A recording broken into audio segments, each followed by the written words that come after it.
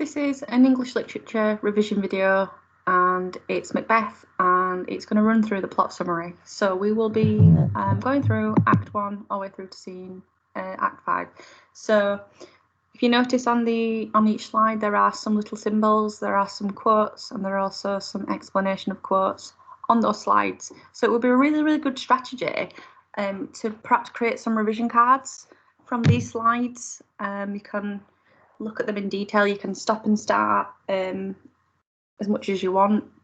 So that would be a really good way to revise and to sort of consolidate your knowledge in terms of plot. So we are going to start with Act 1. So it's really important to understand that the opening of Macbeth is in Act 1, Scene 1, is opened by the witches. So it's on a bleak Scottish moorland that Macbeth and Banquet, they are King Duncan's generals. They discover 3 strange women who are the witches. So the witches tell Macbeth some prophecies. So they tell him that he's going to be promoted twice. The first is to Thane of Cawdor, and a Thane is a rank of aristocracy, and it's often bestowed by grateful kings. And then they also tell him that he will become the King of Scotland. The witches also tell Banquet that his descendants will be kings. So the significant thing about this is the fact that Banquet has a son called Fleance, but Banquet isn't promised any kingdom himself, but his descendants will become king. So the generals, they want to hear more, but the weird sisters, they just disappear. So I think important note on this, and an important sort of point that you need to ensure that you cover in your revision, is that there is a massive key theme of the supernatural that's presented in Act 1, Scene 1. And we see the witches, they meet in a desert place. It's remote. The witches often meet when the weather is stormy. So they meet in the thunder and they meet in lightning. The way the sisters are speaking to each other, their wayward chantings, the rhythms of songs, it almost suggests that they are casting spells and that they are chanting. Now we've got to sort of put ourselves in the shoes of a Jacobean audience, and they would be sort of thinking from the introduction of this supernatural theme that the human soul. So Lady Macbeth and Macbeth, they are going to succumb to the powers of the supernatural. And we often associate the supernatural with the evil and the devil. So Shakespeare has intentionally used this as a device to set the overall atmosphere and the tone of the play. Actually uses that device of pathetic fallacy through the use of the weather to set the overall tone.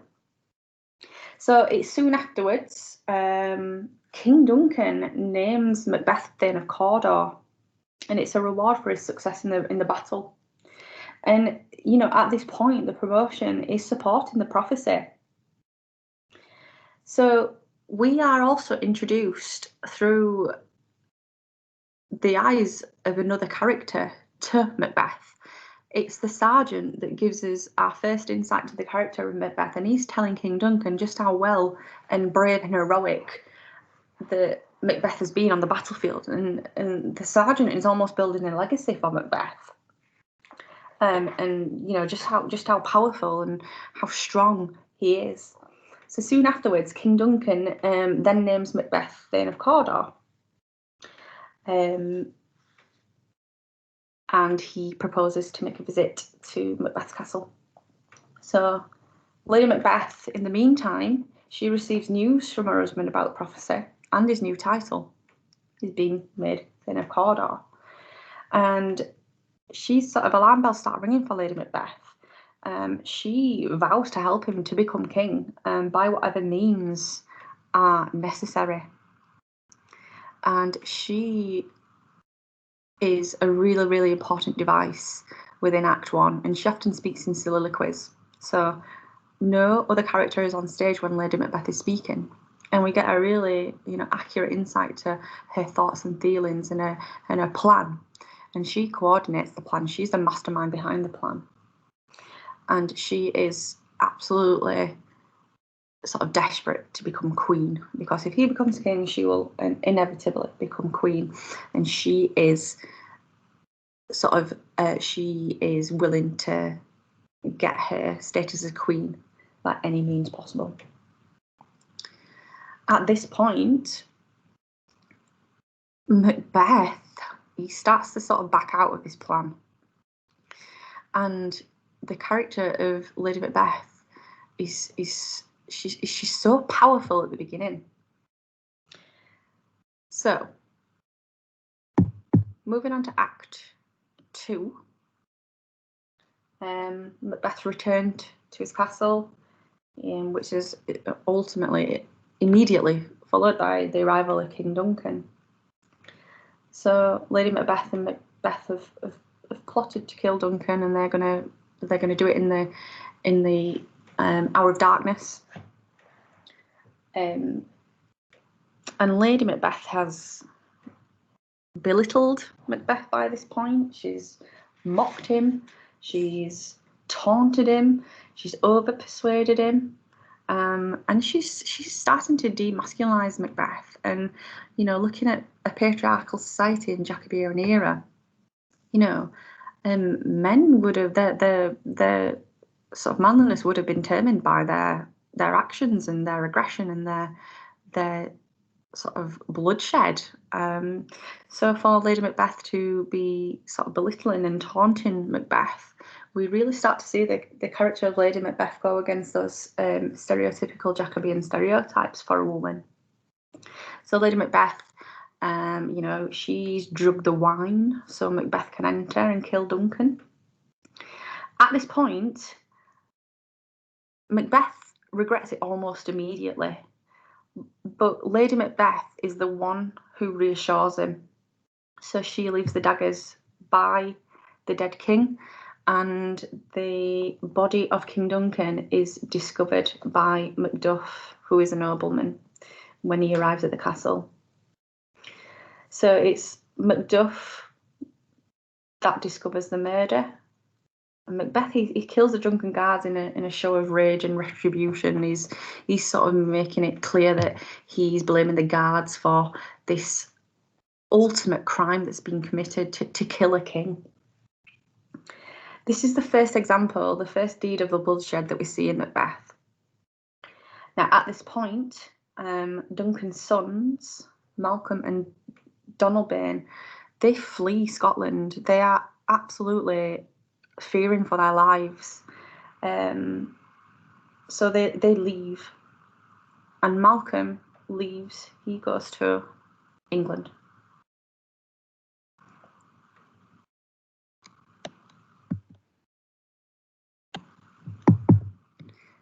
Moving on to Act 3,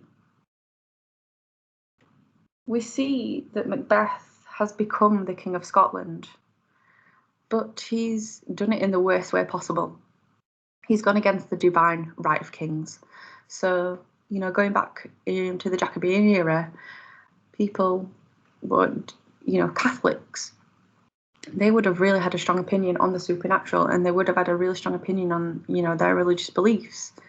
And they would have believed in things like stars and their fate and their destiny already being mapped out, and things already been decided by, these supernatural spirits and these supernatural voices, and things would have already been predetermined.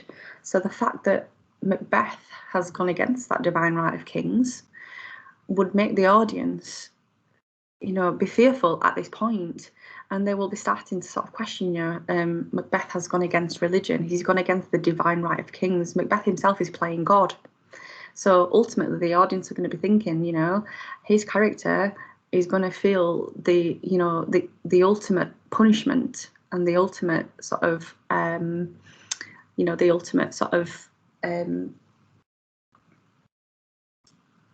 the ultimate price. He's going to pay the ultimate price for messing with these elements that a Jacobean audience would feel really strongly about.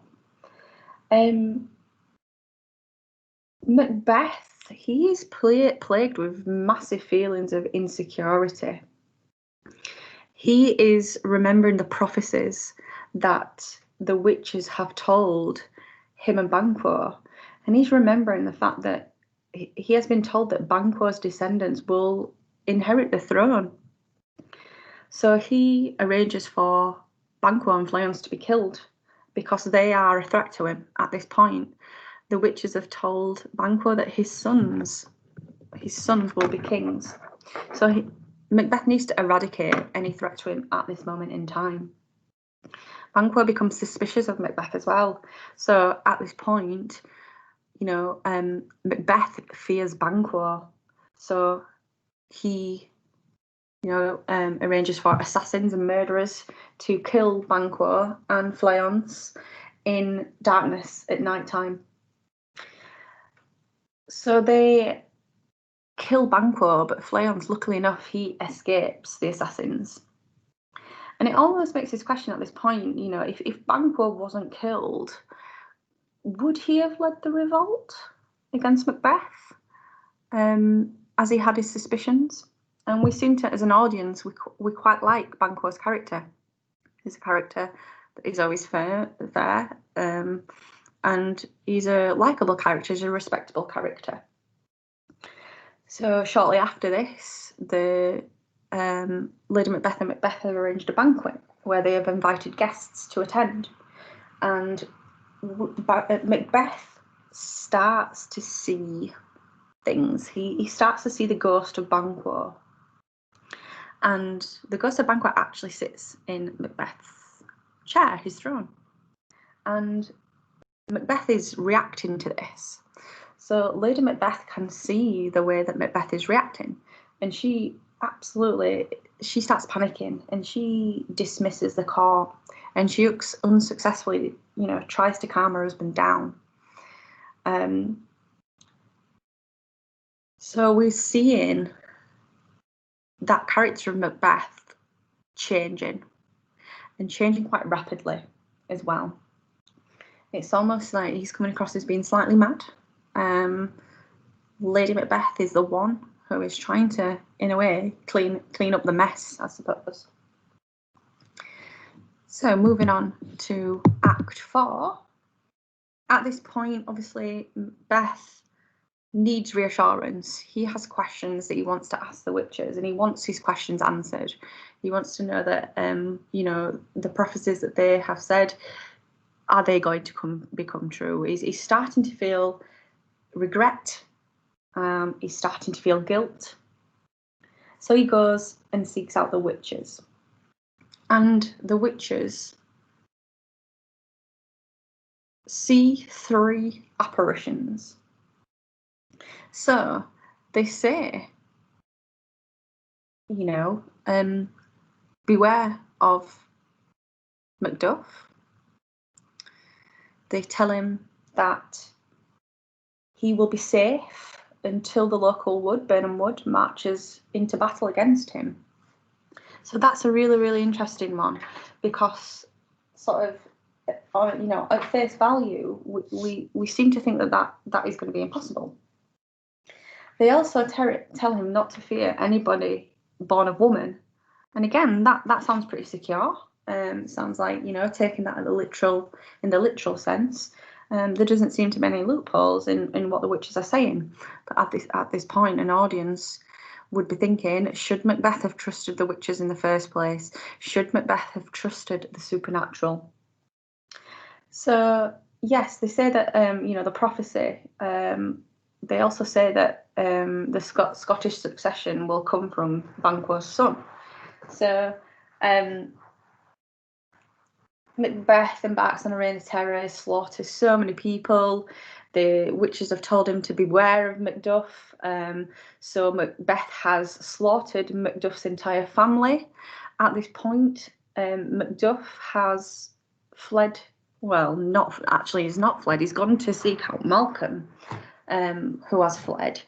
And remember, Malcolm is one of Duncan's sons. So Macduff goes to Malcolm, and he, wants to start the revolt against Macbeth. He wants to bring Macbeth down.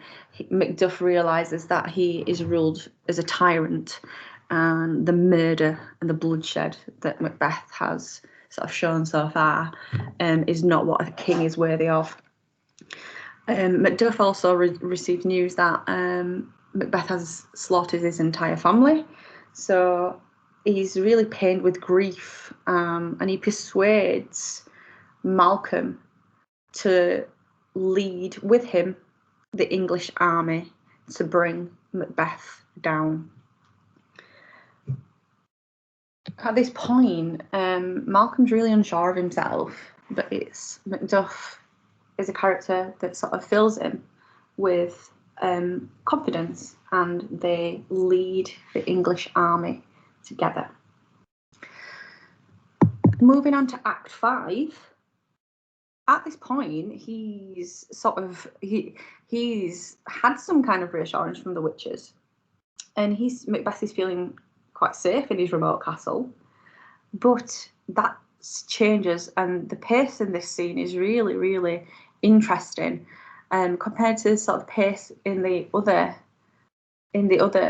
acts and scenes. This is really, really fast paced. So he suddenly gets a message that Birnam Wood is moving towards him.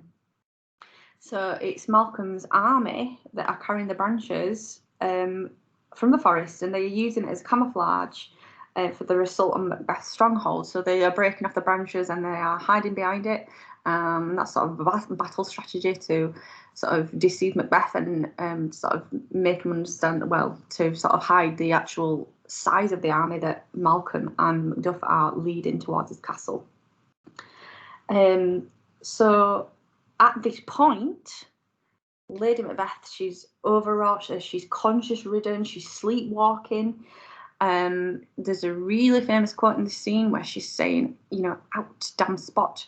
And she is sleepwalking, and she tells her doctor, who is looking after her, because she's ill, which is, again, all a result of her actions and her plotting. And she is unable to live with the guilt. And she is sleepwalking and telling her doctor the secrets. And she is so overcome with guilt. She's gone from this really, really powerful lady at first to being so overcome by guilt that her only sort of get out of this situation is to commit suicide. And we've got to think about, you know, the whole thought of suicide, particularly Jacobean audience and religion, that itself would have been a sin. So it's interesting to explore, you know, Lady Macbeth feeling that the only way out is to commit suicide to end her life. But also she would have, you know, the Jacobean audience would have realised that, you know, committing suicide is a great sort of, again, insult to God. So, you know, it's about, you know, the belief in going to heaven or hell, and their souls perhaps being trapped in purgatory. So Lady Macbeth uses suicide as a way to get out of this situation. So she's almost comparing it to hell itself, isn't she? And sort of saying that, you know, ending her life would be an easier solution than living in the reality of what she's done and Macbeth's reign as a tyrant. So it's quite interesting. It's very quick paced, as I mentioned before. But as the battle is commencing, it's Macbeth who hears the news of Lady Macbeth's suicide, and he doesn't really react to it. Actually, he doesn't sort of really say much about Lady Macbeth at this point. He at this point is reflecting on the nature of his life and his own life, actually. So he's still sort of, you know, it's his ambition, his arrogance that is driving him. You know, he's understanding, you know, at this point, the amount of soldiers that are heading towards his castle. He's totally outnumbered and overpowered. But we see him, that element of bravery and him being a warrior, as we saw in Act 1. But at this point, it still is arrogance and probably is delusion that is driving him and that is sort of making him fight. So it's in the midst of a losing battle. It's Macduff that steps up and he challenges Macbeth. And Macbeth learns it. Macduff is a child of a caesarean birth, which links back to the loophole and the apparition and the prophecies that the witches told Macbeth when he went to